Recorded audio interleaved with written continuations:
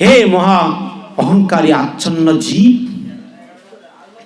এই প্রকৃতির দ্বারা ত্রিগুণের দ্বারা ক্রিয়ামান সমস্ত কার্যকে শ্রেয় বলে মনে করে।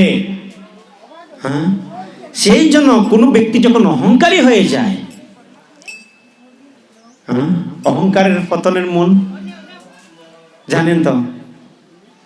আজ কেন আমরা এত লাঞ্ছিত অপমানিত এই সমাজে? এর কারণ কি? আমরা এই ধর্মতত্ত্ব জ্ঞান সম্বন্ধে আমরা ভালো কোনো রিসার্চ করি না।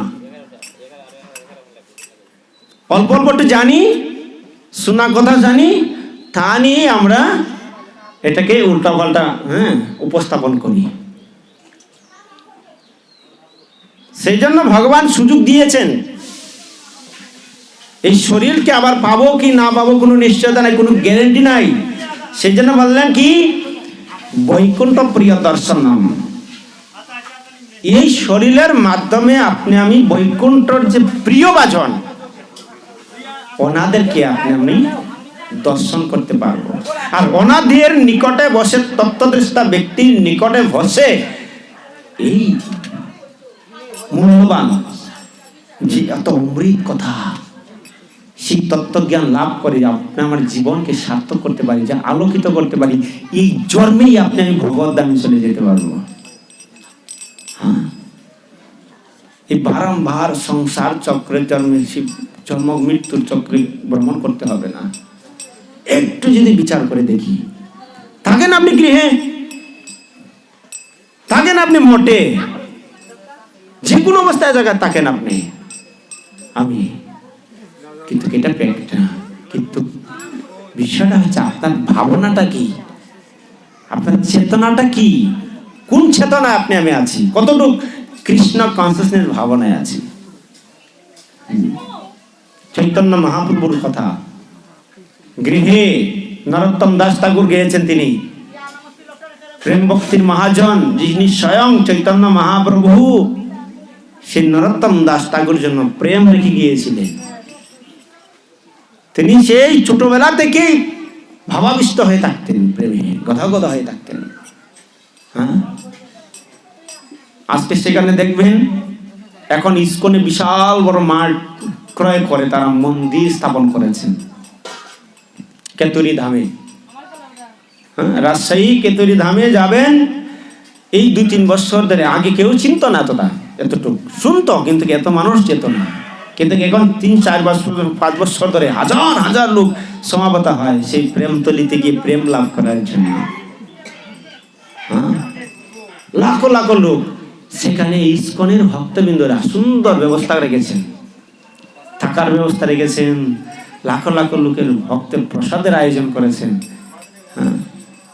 আপনারা কিছুদিন পরে পনাতীর্থ ধামে যাবেন, দেখবেন সেখানে সারাদিন প্রসাদ চলে। সুযোগ সুবিধা আছে কেন? এত সুন্দর করে স্থান নরোত্তম দাস ঠাকুর গেয়েছেন। গৃহে বাবনেতে তাকো, হ্যাঁ গৌরাঙ্গ ভলে ডাকো, সুখে দুঃখে ভুলো না ঘো, বদনে হরি নাম কররে। এই কলির যুগের তপস্যা অত্যন্ত সহজ তপস্যা, এর চেয়ে আর কোনো তপস্যা অন্য কোনো যুগে এই সুযোগটা নেই। কৃত্যে ধ্যায়ত বিষ্ণু, সত্য যুগে মানুষ বিষ্ণুর ধ্যান করতেন। সত্য যুগের মানুষের আয়ু কতটুকু ছিল? কত ছিল বাবা?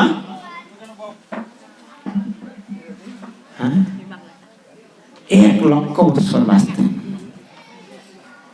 তপস্যা করতেন, 60,000 বছর তপস্যা করতেন। 1 লক্ষ বছর আয়ু ছিল,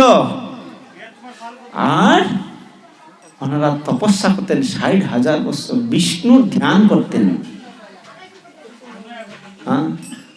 ওনারা এইভাবে সেই তপস্যা করে করে ওনারা ভগবত ধামে চলে যেতেন সত্য যুগে। 1 লক্ষ থেকে একটা শূন্য কমিয়ে দেন, কত হবে? কৃত্যে ধ্যায়ত বিষ্ণু, পরে সত্য ত্রেতায়াম যজৌ, ত্রেতা যুগ চলে আসলো, সত্য ত্রেতা। ত্রেতা যুগে একটা শূন্য কমাই দিলেন, 1 লক্ষ থেকে মানুষের আয়ু কতটুকু হলো? 10,000 বছর। হ্যাঁ, তখন মানুষ কি করতেন? যজ্ঞ করতেন, অশ্বমের যজ্ঞ, ঘুমের যজ্ঞ। তখন প্রচুর পরিমাণ ব্যয়বহুল সম্পদ তাদের ব্যয় করতেন। কিন্তু অশ্বমের যজ্ঞ, ঘুমের যজ্ঞ করতেন বটেই, কিন্তু সেই অশ্বমেধ এবং ঘুমেদের নতুন যৌবন প্রদান করতেন, নতুন জীবন প্রদান করতেন মন্ত্রের দ্বারা। এত শক্তিশালী ছিলেন তারা। হ্যাঁ, তখন মানুষ 10,000 বছর বাঁচতেন, আর তপস্যা করতেন 8,000 বছর। এইভাবেই তা না ওনাদের জীবন অতিবাহিত হল। দাপরে পরিচর্যায়াম চলে আসলো দাপর যুগ। দাপরের যুগে চলে আসলো। এখান থেকে আরেকটা শূন্য কমায় দেন, কত হলো? 1,000। 10,000 থেকে 1,000। তখন মানুষ কি করতেন? পরিচর্যায়াম মানে কি? অর্চনের মাধ্যমে ভগবানকে লাভ করতেন। হ্যাঁ, বিষ্ণু শালগ্রাম শিলা অর্চন করতেন, পরিচর্যায়াম ভগবানের সেবা করতেন, তন্ময় থাকতেন সমস্ত। অর্চনের মাধ্যমে যিনি অমৃত মহারাজ ছিলেন, তিনি গৃহস্থ ছিলেন। তিনি গৃহস্থ হওয়া সত্ত্বেও তিনি শশাগরা পৃথিবীর রাজাও ছিলেন, কিন্তু তিনি সবসময় তন্ময় থাকতেন ভগবানের সেবায় অর্চনে। হ্যাঁ, তিনি শিখাচ্ছেন এই যে দেহটা লাভ করেছি, প্রত্যেকটা অঙ্গ দিয়ে ভগবানের সেবা করেছেন। কিভাবে উনি শিখিয়েছেন? রাজা হয়ে, রাজানাম রাষ্ট্রকৃত পাপম, প্রজা যদি পাপ করে তাহলে রাজা ভোগ করে। রাজানাম রাষ্ট্রকৃত পাপম নাই, মানে প্রজা যখন পাপ করবে রাজা ভোগ করবে। রাজা তিনি শিখাচ্ছেন আমার প্রজারা যদি পাপ করে তাহলে তো আমি সেই পাপের ভাগীদার হব। হ্যাঁ, ওনাদেরকে আচরণ করে শিখাচ্ছেন। কিভাবে? তিনি দেখাচ্ছেন ভগবানের সেবা। এই হস্ত দিয়ে ভগবানের মন্দির মার্জন করতেন।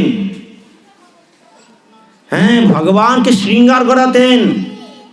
এই যে মহাপ্রভুর সেবা, প্রতিদিন শৃঙ্গার করাতেন, সুন্দর মাল্য পরাতেন।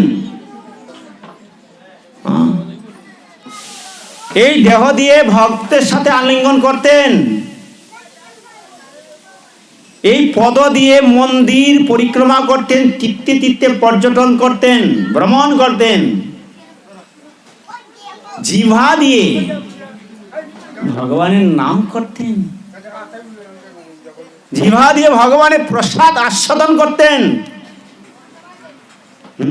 কিন্তু আপনি আমি এই কলির যুগে সুযোগ পেয়েও সেই জিহ্বাটাকে কাজে লাগাচ্ছি না। হ্যাঁ, কি করছি? হরি ভজন না করলে কিছু না কিছু তো একটা চর্বণ করতেই হবে, কিছু না কিছু মাঝে একটা ব্যস্ততা রাখতে হবে। হ্যাঁ, বলছেন এই জিহ্বা দিয়ে ভগবানের প্রসাদ আস্বাদন করুন। আজকে মহাপ্রভুর প্রসাদ পাবেন আপনারা, ঠিক না? প্রসাদ আস্বাদন করবেন, হরির নাম করবেন। নাসিকা দিয়ে ভগবানের যে চরণের অর্পিত যে তুলসীর ঘ্রাণ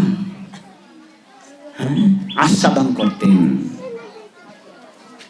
কর্ণ দিয়ে ভগবানের কথা শুনতেন, ভগবানের কথা শুনতেন, শুনতে শুনতে তন্ময় হয়ে থাকতেন। কিন্তু আপনি আমি কৃষ্ণ কথা হচ্ছে বটেই, কিন্তু মনটা অন্যদিকে। সেই জন্য বললেন মন তন, মন তন সব সময় ভগবানের চিন্তন করতেন, ধ্যান করতেন ভগবানের মন দিয়ে। মস্তক,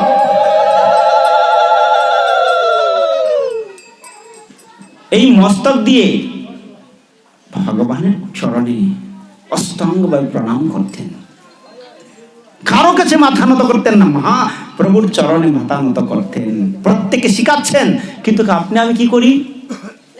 মঠ মন্দিরে যাই, ভগবানকে একটা হাত দিয়ে এরকম একটা দাঁড়ায় না, এরকম একটা দিয়ে চলে আসি। কিন্তু যখন আপনি আমি বিপদে পড়ি, কোন ধনাঢ্য ব্যক্তির চরণে মাথাটাকে পড়ে থাকি, আমাকে খাবান রক্ষা করেন, যিনি আপনাকে আমাকে শ্বাস প্রশ্বাস নিঃশ্বাস সব কিছু দিচ্ছেন, ওনার কোনো কৃতজ্ঞতা স্বীকার করছি না। তিনি যে আমাদেরকে ভরণ পোষণ দিচ্ছেন, তিনি যে সবকিছু দিচ্ছেন, ওনার কাছে কৃতজ্ঞতা স্বীকার করছি না। না করে সামান্য একজন ব্যক্তির পায়ে পড়ে ধরে বসে থাকি, বলছেন এই মস্তক দিয়ে ভগবানের চরণে কমলে অষ্টঙ্গে প্রণাম করুন।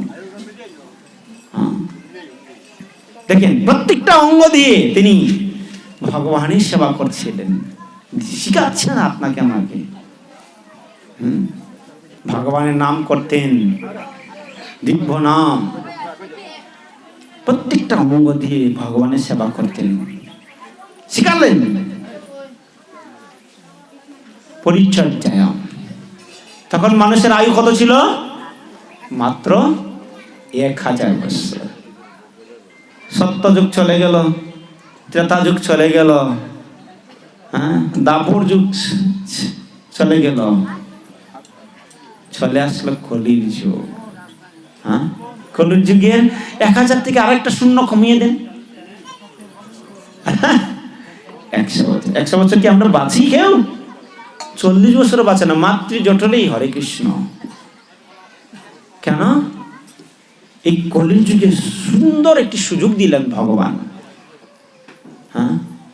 কলৌ হরি কীর্তনাথ।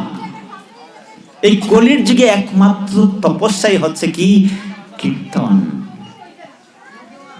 মহাপ্রভু যিনি স্বয়ং তিনি আচার্য গৌরাজিকে শিখালেন, স্বয়ং তিনি ডোর টু ডোর গিয়ে যাকে দেখো তাকে বলো কৃষ্ণ উপদেশ, আমার আজ্ঞায় গুরু হইয়া ধারাও এই দেশ, শিখাচ্ছেন। ঘরে ঘরে ডোর টু ডোর যাচ্ছেন। সেই জন্য বললেন সুখদেব গোস্বামী মহারাজ যখন তিনি কলির যুগের বর্ণনা করছিলেন, বলেন কলির যুগের যে বর্ণনা করছেন, কলির দুঃনিধি রাজন, হে রাজন, কলির যুগের মানুষ শুধু খালি দোষের দ্বারা নির্মজিত হবে। একজনের দোষ আরেকজনে দেখবে, আরেকজনের দোষ আরেকজন, সর্বক্ষণ দোষের সাগরে নির্মজিত হবে। তিনি যখন এই দোষের বর্ণনা করছিলেন, পরীক্ষিত মহারাজ ভয়ে কাঁপতে শুরু করলেন, ভয়ে কাঁপতে শুরু করেছেন। সত্যি কিনা দেখুন, আপনি ভালো কিছু করছেন, আপনার পাশের বাড়ি আপনাকে পছন্দ করবে না। আপনি ঘরে একটা ভালো কিছু উন্নতি করছেন, আপনার ভাই আপনাকে পছন্দ করবে না। আপনার মা হয়তো করবে, হয়তো পিতা পছন্দ করবে না।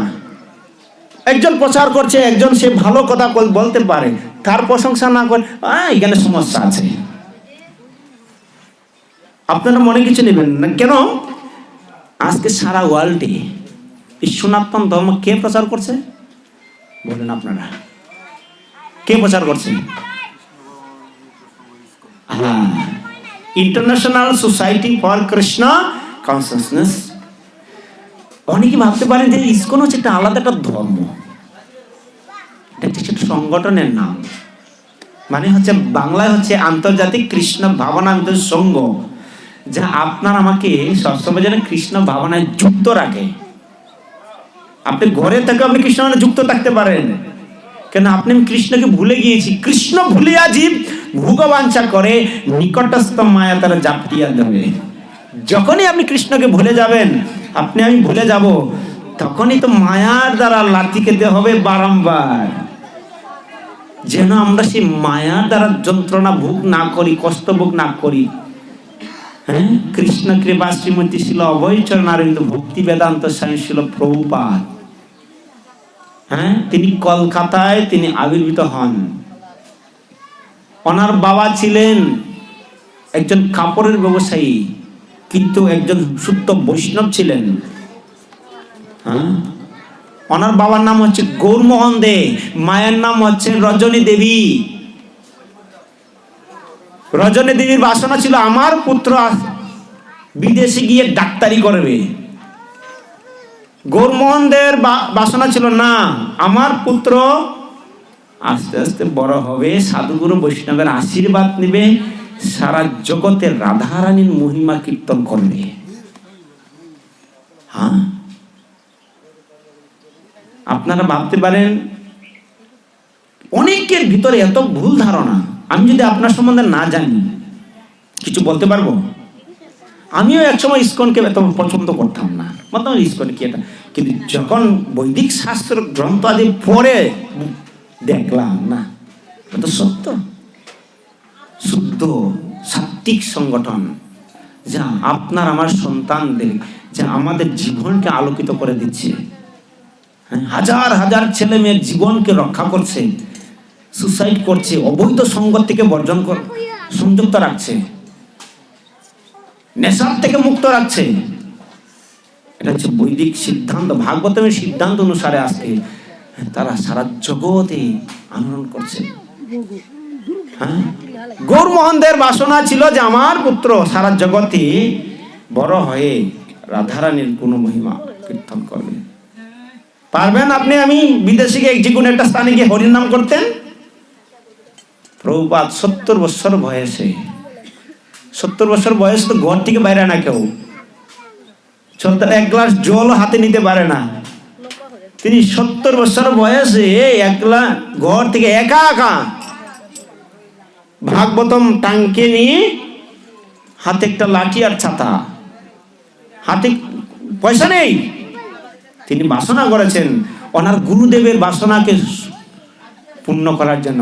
ভক্তি সিদ্ধান্ত সরস্বতী ঠাকুর, যিনি সিংহ পুরুষ ছিলেন, তিনি অত্যন্ত তেজস্বী ছিলেন। হ্যাঁ, ভক্তি সিদ্ধান্ত সরস্বতী ঠাকুর ওনার গুরুদেব, তিনি বললেন তুমি হচ্ছে যুবক, তখন তিনি গৃহস্থ জীবনে ছিলেন। বলছে তুমি অত্যন্ত যুবক, তোমরা অনেক সুন্দর শিক্ষিত, তোমরা কেন এইভাবে বসে আছো? মহাপ্রভু বাণী প্রচার করো না কেন? তোমরা পাশ্চাত্য জগতে যাও, গিয়ে প্রচার করো মহাপ্রভুর বাণী। কত ব্যক্তিরা পাশ্চাত্য জগতে গিয়েছে, কিন্তু কেউ আর হরির নামকে স্থাপন করতে পারে নাই। কিন্তু একমাত্র প্রভুপাদ তিনি গিয়ে সেখানে স্থাপন করলেন। আজকে কোন দেশ বাদ নেই, আনাচে ইস্কন মন্দির নাই। হ্যাঁ, কোন দেশ বাদ নেই। যারা কাপড় পরতে চিনে না, যারা উলঙ্গ অবস্থায় মদ গাঁজা খেয়ে রাস্তাঘাটে পড়ে থাকে, তারা যখন শুনে আপনি আমি বাংলাদেশের লোক, আরে চৈতন্য মহাপ্রভুর ঘরের লোক, বিচার করুন, দেখুন, আরে চৈতন্য মহাপ্রভুর ঘরের লোক করে জড়িয়ে ধরে। প্রভুপাদ বললেন আমাদের চরিত্রটা কেমন আছে জানেন? আমাদের সম্পদ বিলিয়ে অন্যের ঘরে গিয়ে ভিক্ষা মাগছি খাবারের জন্য। হ্যাঁ, আপনি আমি যে চৈতন্য মহাপ্রভুর ঘরের লোক,